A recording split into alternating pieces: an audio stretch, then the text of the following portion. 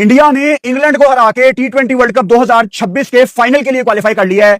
जितने भी लोग इंडिया से या इंडिया से बाहर ये वीडियो देख रहे हैं, मैं आपको मुबारकबाद देता हूं। आपकी टीम बहुत अच्छी क्रिकेट खेल रही है। फाइनल अहमदाबाद में इंडिया खेलेगी न्यूजीलैंड के अगेंस्ट। अब अहमदाबाद का वेन्यू बात की जाती है कि इंडिया के लिए कोई बहुत ज्यादा फेवरेट नहीं है, लेकिन अब मौका है संडे को हिस्ट्री बदलने का और अहमदाबाद को अपने लिए एक लकी वेन्यू बनाने का।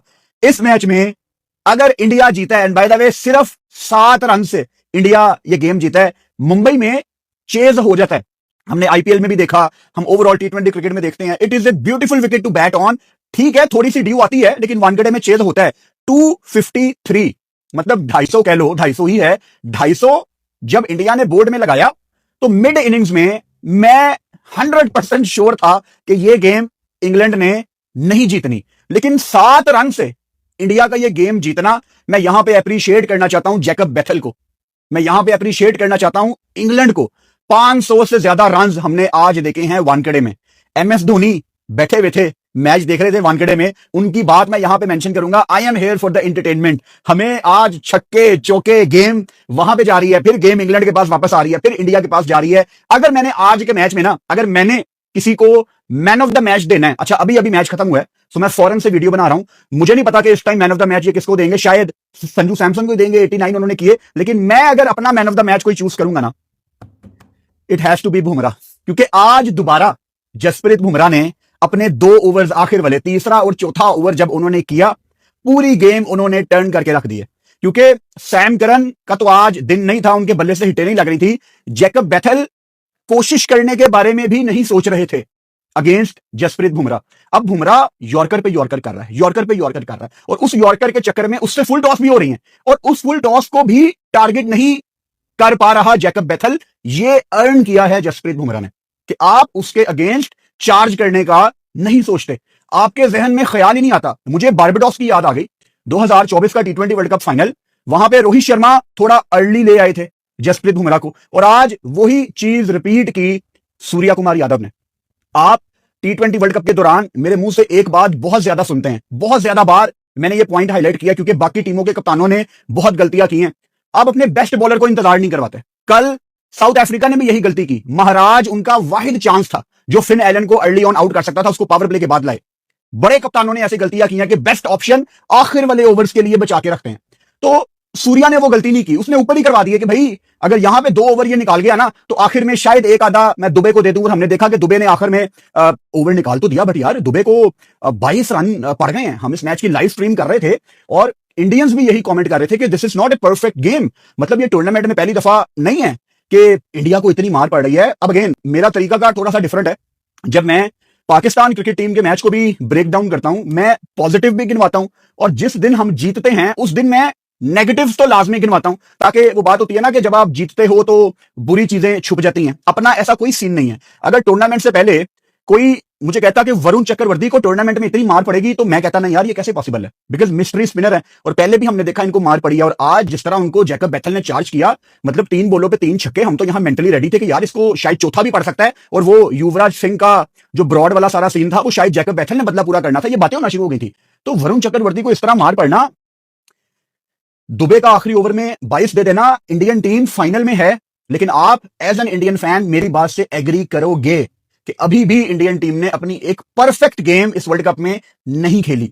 एज एन इंडियन फैन आप बस ये दुआ करो कि वो जो परफेक्ट गेम है ना, वो फाइनल की हो, क्योंकि अभी मैं कन्विंस हूं कि हमने इंडियन टीम की बेस्ट क्रिकेट नहीं देखी। अच्छा अभी हम बात कर रहे हैं तो मेरे सामने लिखा आ गया है कि man of the match, player of the match is Sanju Samson.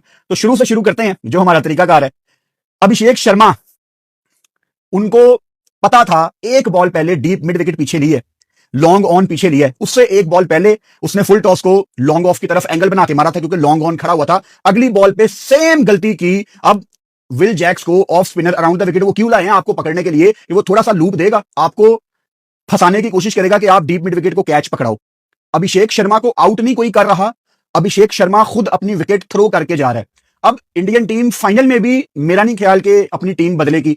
वो इस जोन में है कि अभिषेक का एक दिन आएगा और वो अकेला पूरा मैच साइड पे लगा देगा।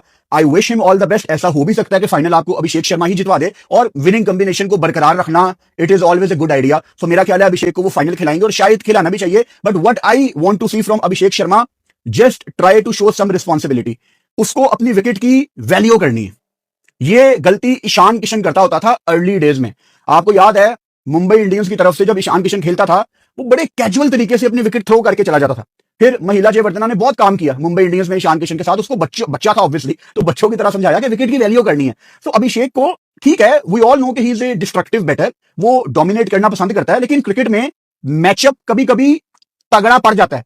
हमने पूरे टूर्नामेंट में देखा कि off spinner around the wicket आके खब्बों को आउट कर रहा है पूरे टूर्नामेंट में। मतलब ये मैचअप खब्बों के हक में नहीं जा रहा, और अभिषेक फंसा हुआ है। अभिषेक ने जिम्बाब्वे के अगेंस्ट 50 किया। मेरी उस दिन की वीडियो निकाल के देख लो। मैंने आपको कहा था कि अभिषेक इस 50 के बाद भी अपने आप से खुश नहीं होगा, क्योंकि उसको पसंद है डोमिनेट करना। भाई उसका मेंटोर युवराज सिंह है, वो विद ऑल ड्यू रिस्पेक्ट छोटी टीम को मार के खुश नहीं होता। उसका मेंटोर भी छोटी टीम के खिलाफ तो खेलना नहीं चाहता, वो बिग बॉयज के साथ बड़ा हुआ है उसका मेंटोर, और उसको मजा भी बिग बॉयज के अगेंस्ट ही आता है। तो अभिषेक पाकिस्तान मीडिया की खबरों के लिए चैनल लाइक एंड सब्सक्राइब करें। धन्यवाद। का भी माइंडसेट ये है कि भाई बड़ी टीमों को मैंने नहीं छोड़ना। तो जिम्बाब्वे के अगेंस्ट भी मैंने यही कहा था कि आई डोंट नो कि मुझे ये कहना चाहिए कि नहीं कि Abhishek Sharma is back in form, और वो चीज उसके बाद हमने देखी। अभिषेक शर्मा आपको उस तरह का स्टार्ट नहीं प्रोवाइड कर पा रहा, और अगेन अपनी विकेट खुद थ्रो करके जा रहा है। अच्छा, 1 डाउन ईशान किशन आ रहे हैं क्योंकि संजू सैमसन अब ओपन कर रहे हैं, और आज दोबारा Sanju Samson player of the match है। पहले कलकत्ता में 97 नॉट आउट, और आज 89 रन की बारी। मैंने कलकत्ता में भी कहा था, मैं अब भी दोबारा कह रहा हूं कि ये दोनों नॉक्स 100 से बड़ी हैं। आप ये मान लो कि कलकत्ता में भी 100 किया संजू ने, और आज मुंबई में भी 100 किया। एक विकेट गिरने के बाद डोमिनेट करते रहना, आई विश ये चीज कभी पाकिस्तान की क्रिकेट टीम में आ जाए, क्योंकि हमारे यहां पे जब विकेट गिरती है, यहां शेल में हमारे प्लेयर्स चले जाते हैं, और ये चीज हमारे यंगस्टर ही इंप्रूवमेंट की तरफ ला सकते हैं। बट चलो, ये तो एक टोटल सेपरेट टॉपिक है। ईशान किशन ने भी आके जो कैमियो खेला 18 बॉलों पे 39, मतलब एक विकेट गिरी हुई है। इस इंडियन टीम की एक अच्छी चीज ये है कि ये विकेट गिरने के बाद रिकवरी मोड में नहीं जाते, वो रिलीज शॉट मारते हैं। हम यहां पे बाकी टीमों को इंक्लूडिंग पाकिस्तान देखते हैं कि वो चौथी पांचवी बॉल एक ऑप्शन कंसीडर करते हैं रिलीज शॉट के लिए, प्रेशर उतारने के लिए। ये आते साथ ही पहली दूसरी बॉल पे चार्ज करते हैं। अच्छा, अगर आपने अभिषेक को आउट कर दिया है, आप अभी उसके जोन में होते हैं कि यार चलो we got the first wicket, और वहां पे संजू सैमसन भाई आपका सॉफ्टवेयर अपडेट कर देते हैं। एक तो इंग्लैंड की टीम में जोफ्रा आर्चर भी है, वो पता नहीं टूर्नामेंट में कैसे उसने थोड़ी बेहतर बॉलिंग करना शुरू कर दी थी। जोफ्रा आर्चर के बारे में तो मैं शुरू से कह रहा हूं, उसके 4 ओवर में 40 रन पक्के होते हैं, उसके ऊपर बोनस है। तो वो आ गया ना अपनी ओरिजिनल फॉर्म में, और ओरिजिनल फॉर्म में आया भी कब है, जब उसके स्पेल की सबसे ज्यादा जरूरत थी। 4 ओवर्स में 61 रन, कहां कहां उसको छक्के नहीं पड़े। अब आप मेरे से डिसएग्री भी कर सकते हैं, एग्री भी कर सकते हैं, आपकी मर्जी है भाई। जोफ्रा आर्चर बॉल करता है 150 किलोमीटर पर आवर पे। अगर किसी फास्ट बॉलर के पास 150 किलोमीटर पर आवर का पेस है, तो वो हर दूसरी ball back of the hand क्यों कर रहा है? वो हर दूसरी ball off cutter, leg cutter क्यों कर रहा है? वो स्लो बॉल बाउंसर क्यों कर रहा है? वो भाई वो इंडियन क्रिकेट टीम है।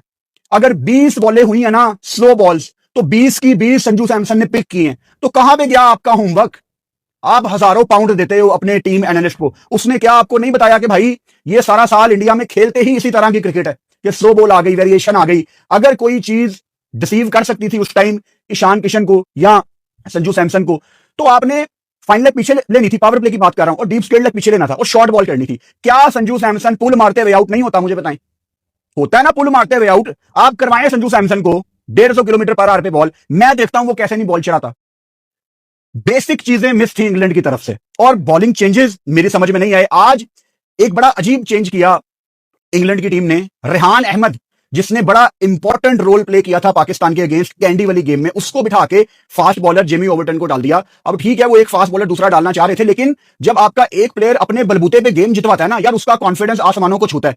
आप जाते हैं टैक्टिक्स पे, मैं जाता हूं स्ट्रीट स्मार्ट कैप्टनसी पे, और स्ट्रीट स्मार्ट कैप्टनसी भाई बेसिक चीजें मांगती है। खैर, ऊपर से संजू सैमसन ने जो 89 की बारी लगा दी थी, उसके बाद आपको नीचे से चाहिए थे थोड़े थोड़े कैमियोज।